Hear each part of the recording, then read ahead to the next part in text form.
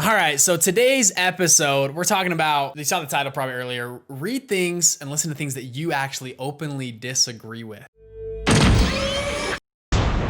So a few weeks ago, my wife was sharing with me something she had learned from one of these guys she's watching online. She learned a lot of stuff, and he said something so interesting, and it really stuck with me, and I want to share with you guys today, was the concept of reading and listening to things that you openly disagree with. And this guy was mentioning how they would study topics of political matter, and we're not going to dive into political stuff on this show. There is 1,000 million terabytes of content like that online that you can go knock yourself out. Joe Biden, Trump, I mean, the whole 9 yards. You can go, and I actually love listening to politics stuff, and it's pretty darn fun. But today we're not going to talk about that. In the video, he was referencing for politics, a lot of us, and this is true for finance, for business, for whatever we're doing, we love to have confirmation bias. Meaning, if you've been on Instagram or TikTok or Facebook in the last decade, or on YouTube, right? If you're watching this on YouTube or podcast, you know this, is they will suggest videos that they believe you like or agree with your agenda. And it's very interesting if you are online on Instagram and you like on the Explore page, like a Joe Biden post or a Donald Trump post, just be ready. You'll see probably 10 to 15 more of those types of posts. So what I do,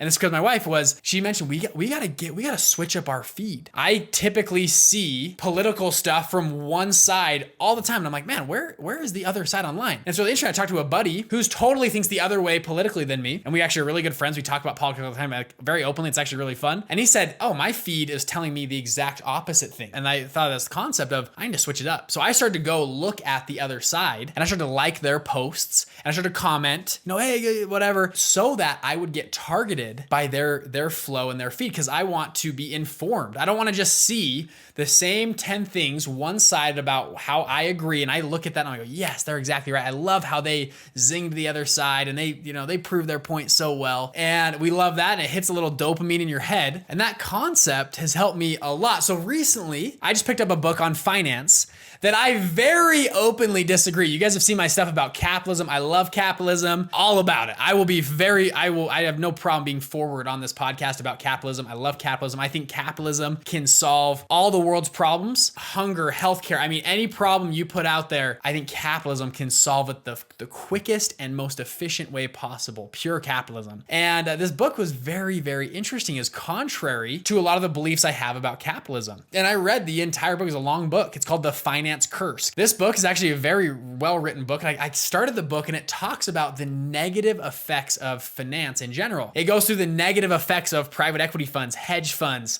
pretty much all the stuff we preach about and talk about all day in the show. It went into the negatives of it, how offshore accounts have ruined society, and how finance has ruined. And the premise of the book, I'll give you a quick preface of this book. It's pretty cool. The preface is he talks about countries in the Middle East. He uses like Ghana and Iraq and all these other countries, but I'll give you just a quick example. He says, imagine a country, let's call it Ghana, finds a bunch of rubies and jewels in the jungle, okay? And they bring all these rubies and they start making money. There's actually lots of rubies out there if you go dig and find these rubies. And so what happens is people that are finding the rubies obviously are making a lot of money, and you would think that would obviously help Ghana. They have money flowing into Ghana now. Now Ghana will make more money. The society will slowly grow over time. Let's say there's a constant supply of rubies. He used the same thing with oil. Okay, you strike oil in the Middle East, and now, all these resources are going to come to the Middle East. He says, actually, what happens, and this is what we call the finance curse. And what he goes into is what happens are the kids that were gonna go be a doctor, or gonna go study biology, or gonna go be a teacher. The smart ones are gonna say, oh, screw that. I'm gonna go work in the oil, or I'm gonna go work at finding rubies, because there's so much money there. And what it does is it sucks the best talent you have to that one asset class. It calls it the finance curse, because it ultimately,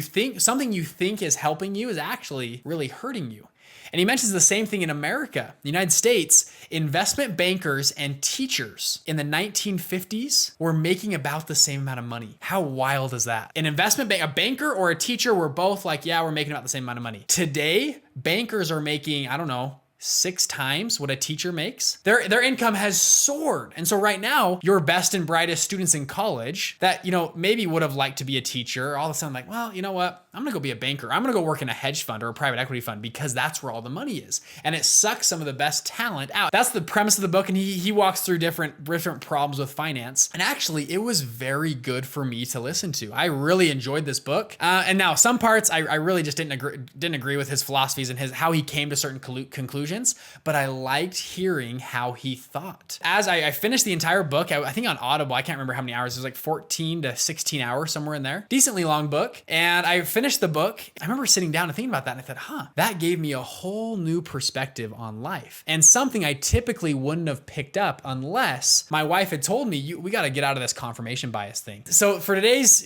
this episode, the topic is just, I think that helped me a lot. I think with politics, we have a heated political year, whether it's finance or whatever you're doing, go read up on the other side. My wife just did this with abortion. So she took this concept, she read everything she could on pro-choice, and then she read everything she could on pro-life. And she said, and I'm not going to tell you what she agrees with now, but she said one side was actually really, really hard to listen to, and the other side was actually very easy, but she made sure that she spent about equal amount of time studying both so that she could have her own conclusions about something. I think too many of us, and me included, we hear something on CNN or Fox News or wherever you listen to, and we go, yes, I like that, that's me. And you attach right onto a topic or a subject, you say, yes, that's truth, and I'm all in. We rarely wait for the facts to come out. We rarely look at the other side. And I think we've just become so polarized. When in reality, most of us as Americans are, I think we're pretty actually close to each other. Even though online we feel like we're on North and South Pole, I actually think when I talk to my friends who think politically way different than me, we actually aren't that off. We both want the same goal. We're just looking at two different routes to get there. And we're actually, most common rational people think rationally, right? And we're actually closer than we think. So my challenge for you today is whatever you believe, maybe it's investment funds are the best thing out. That's what I believe, right? I love investment funds. Go find a few books that are contrary to what you think, or find a couple podcasts that are contrary. And the whole time, don't sit there and go, oh, that's wrong. Really take it in and say, there are reasonably smart people on the other side of my topic that think totally different than me. And they're smart. These are smart people. Why are they thinking that way? And how did they get to that conclusion? And that for me has helped me a lot and made me, I think, calm down about this upcoming election a little bit internally. I think a lot of us are feeling the stress of like this election, we're screwed. Like either way, whoever wins, like it's bad. Or if the other opponent wins, it's going to be just, the worst thing we've ever seen as a country. And it's actually helped me come back and say, you know what? We're not as crazy as we think. I think we're a lot closer together. And the other side has a lot of good ideas that I haven't considered yet. And the same with that finance curse book. It gave me actually a lot of ideas for what was going on, and a lot of ideas he goes through. Just lastly, I'll say, he goes through a lot of tax havens, a lot of problem. Like there's Ireland tax havens, Cayman Island and Virgin Island tax havens. And why do companies do this? And why do they use offshore tax havens? And he's like, it's wrong, it's terrible. But in the back of my mind, I'm like, well, I don't make policy, but I can copy what successful people do. You might disagree with it, but you might as well copy what successful people are doing. And so I started to look into offshore Ireland funds and offshore Cayman Island and Virgin Island funds.